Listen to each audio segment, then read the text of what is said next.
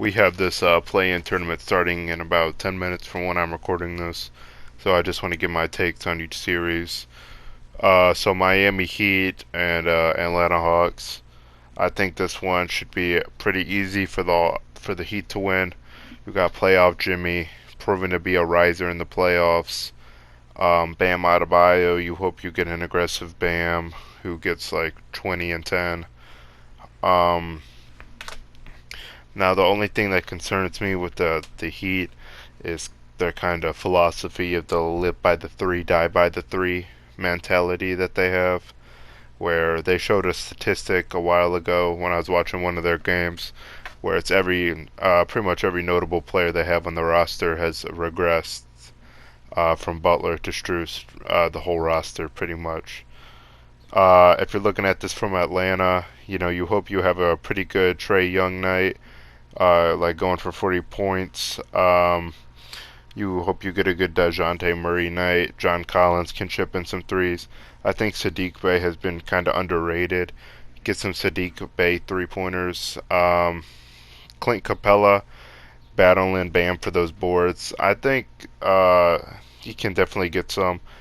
Bam, just from the eye test that I've watched a couple times, just Bam can sometimes shrink and like disappear in big moments in playoff and just regular games. He can just disappear for stretches.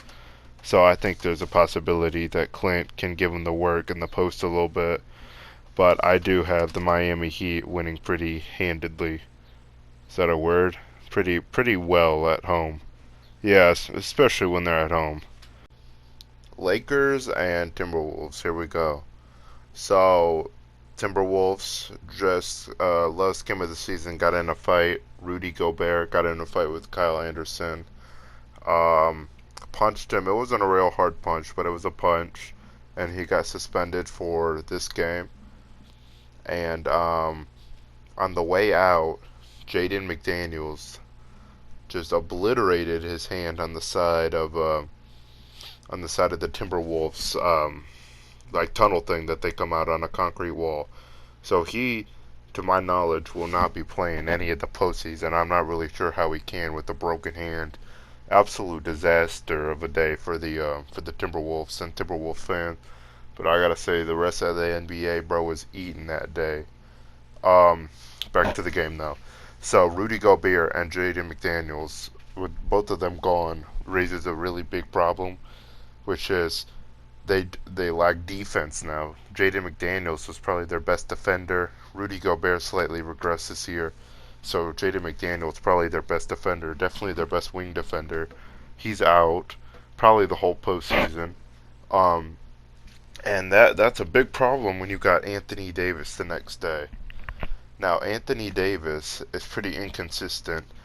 He can go from giving you 40 pieces every day to giving you like 20 20 on like decent efficiency, but nothing crazy. But in this play-in game, I think Anthony Davis, hopefully, for all the Lakers fans out there, will turn it up a notch. So I think like the Timberwolves defense is gonna be very bad for this game. Um, you have Karl Anthony Towns. He's gonna be playing. He got back from injury recently, about a month ago, I believe. Um, he's going to be the big body in the paint against Anthony Davis. I'm not sure how great he can do. He's not the best like paint defender, which is why they brought in Rudy Gobert in the first place. Um, but he's going to be kind of forced to step up here. And Kyle Anderson is playing, and he's pretty decent. So we'll see how that goes. Now the T-Wolves offense, we'll also have to see how this goes because they still have Anthony Edwards and Karl Anthony Towns, who are by far like their best, their best like offensive players. They brought in Mike Conley, um, who can hit a couple threes, and Karl Anthony Towns. I'm not sure if he's going to step up in this game, but I expect Anthony Edwards to. I think Edwards is going to have a pretty solid game here.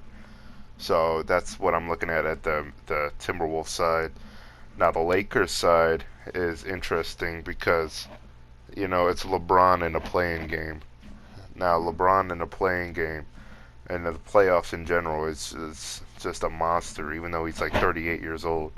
So you have this new look Lakers team with Anthony Davis in the middle with no Rudy Gobert and LeBron James, which I'm not sure who's going to be guarding LeBron. I, uh, I'm just thinking about this, and you got Dennis Schroeder and D'Angelo Russell, who might be in for a big comeback game here against his former team. So I'll be on D'Angelo Russell watch. Might drop like 30 against his old team. Let's see what else. What else? Um, the Lakers defense could be better, but also the Minnesota offense could be better as long as they can like stop Anthony and stop Cat. I think they'll be in pretty good position to win this game.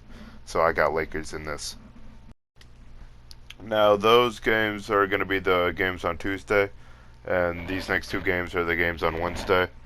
First off, here we got the Bulls and Raptors game. I think this is probably going to be my favorite one because they're definitely very evenly matched, and I just like the single style elimination instead of giving them the two chances. I know it's how the play and set up, but I think this is going to be my favorite one. So I'm looking at we'll go over the Bulls first here. I'm looking at this Bulls offense, and historically over the season and the last season, it just has not been very, very great. Um, you got Zach LaVine, who's kind of stepped up in the last month, but he wasn't great.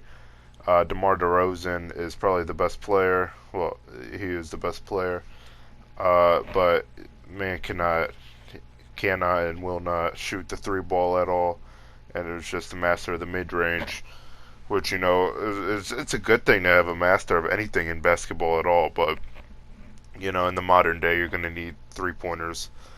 Um, but you got Demar, Zach LaVine, he can like drop a random 30 bomb like once a month. Um, Nikola Vucevic, this is the big three here. He can hit a three sometimes.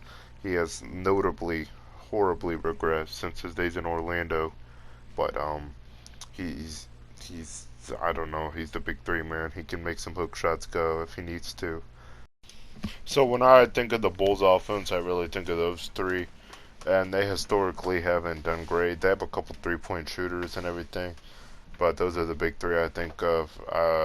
If the Bulls don't have one of those, if not multiple guys, step up, they're gonna be I think they're gonna be off to Cancun, man. But let's talk about their defense. Now they have a pretty good defense coming out of the All-Star break, but the problem is Alex Caruso. He can be pesky, and they brought in Patrick Beverly. But when I think of those guys, I think more of like um, tenacity and like playing up, or not playing up, but like playing against guards, right? Like shutting down like small forward shooting guards, like small forwards. But the problem is everybody on the Raptors is pretty much like a power forward. Besides like Fred VanVleet and like Gary Trent, everyone on that roster is small forward to power forward. So I'm not sure. I think Alex Caruso will still be pretty effective, but Patrick Beverly, I'm not sure. Um, really, like what's gonna happen with that. Um, but the defense has been pretty good, so that's exciting. I guess if you're a Bulls fan, that's pretty exciting. Let's switch over to the Raptors here. Raptors offense has been I don't know, pretty like shaky, man. Fred VanVleet has very much regressed. He he's a volume shooter, but he may not get you like the efficiency you would necessarily would want. And Scotty Barnes, he's going through a sophomore slump to say the least. He he didn't take the jump that many people would want to see in the sophomore year. Um, but that being said, Pascal Siakam is having like the best year, or one of his best years, and he's an exciting player to watch. His mid-range game is pretty good, and I like seeing him play. It's awesome. So he carries a lot of the offense, a bulk of it. Um, and then you're going to get your three-pointers from Fred VanVleet and Gary Trent, and your drives by Scotty Barnes and like OG Anunoby. So that's kind of what it looks like on the Raptors offense. Raptors defense is pretty. Um, I'm not sure how you would say it, but it's like it's very big because of all those wings. You have all your bigs, but they're not great. You don't have a true like rim protector besides like Jakob Poeltl. I forgot Jakob Poeltl was on this team. They brought Jakob in at the trade deadline. I guess he's the rim protector, so that's pretty nice. Um, but they play very big, and the small guys they do have don't play great defense. Gary Trent and Fred, they leave some to be desired, but I think their defense should be pretty good against Chicago. Um, with that being said, anything else? But I'm still gonna take Chicago over this. I think in a big game, DeMar can like drop 40. Um, and if Zach LaVine even chips in like 20 points, and they just got a couple threes going, I think that I think Bulls got this, man. And last but not least, here we got New Orleans Pelicans versus the Oklahoma City Thunder. We'll start off with the OKC here. OKC has one of the brightest futures in the league, if not the brightest future in the league.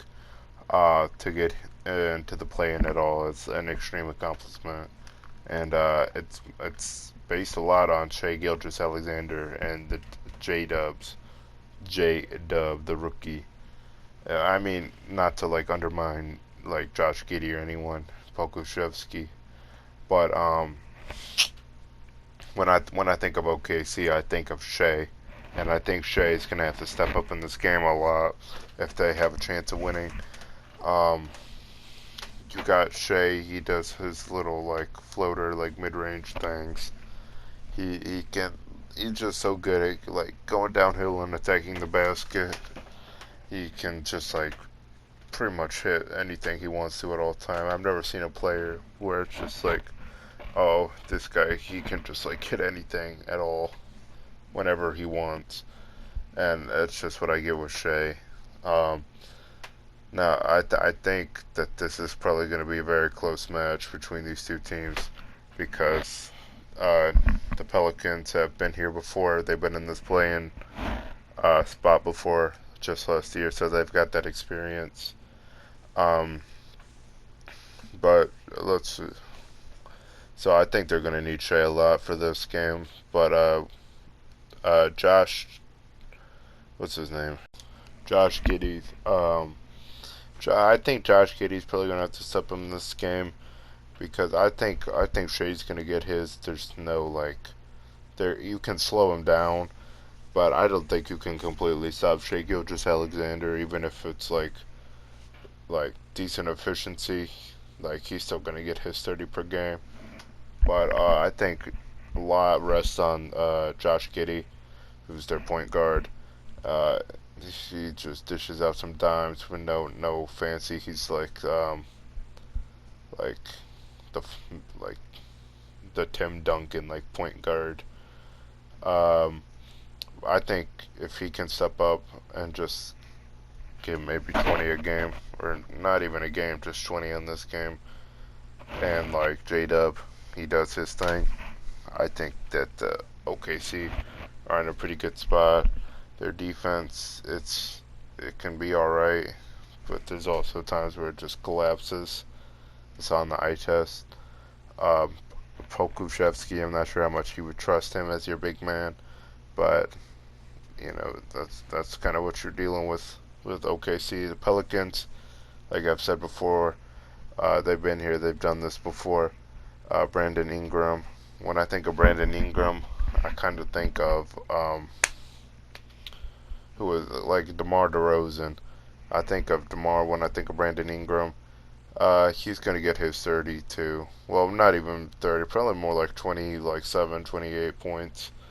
He's gonna get his. Um, Herb Jones. I think you would probably have Herb Jones on either like Shea or yeah, probably Shea. He's your best defender. Um, and then what's it, Trey Murphy. If you can get Trey Murphy hot, it's just complete game changer. If he can hit like I don't know, 3, 4, 5 threes this game, then I think that the Pelicans have this pretty solidly locked. So my pick for this one would probably be the Pelicans, just because they've done this. Even even though like if we re-simulated this or we had the same like playoff play-in round next year, I would probably take OKC. One thing I almost forgot to talk about was CJ McCollum here. CJ McCollum has been pretty disappointing, and I really don't think he's going to step up. I think he's going to probably put up a inefficient, maybe like 15 points, maybe 15, 20 points. So I think CJ is going to be a non-factor, probably going to hurt them offensively, but I still have the Pelicans to win. That's my play-in predictions for this year. I'm probably going to look silly on a couple of them, maybe all of them, but that's kind of what I'm cooking with in the kitchen right now.